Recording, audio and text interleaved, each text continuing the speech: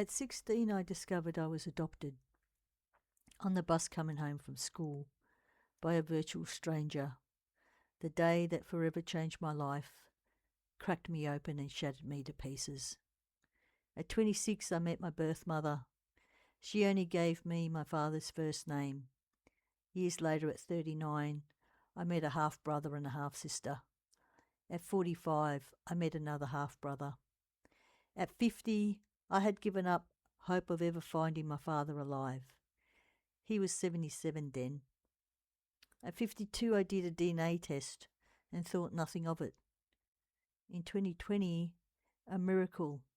At 59, I finally found him and what feels like a busload of blood relatives.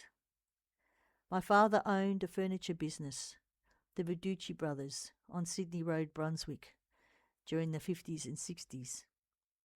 I had lived in Coburg during the 80s and 90s, just a 5-minute drive away from my biological family.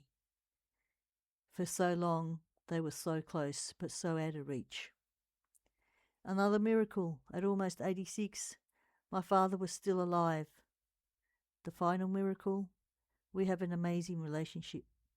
This year at 61, I wrote my decades-long adoption search journey, the story of how I formed an identity from fragments. A story with a bittersweet ending. Never give up your search. You'll hit dead ends, you'll feel frustrated, you'll cry, but don't give up. Believe in miracles. I have even more half-siblings out there who probably don't know I exist. You'd be in your 60s. You may have lived in the Brunswick area. I hope I find you too one day.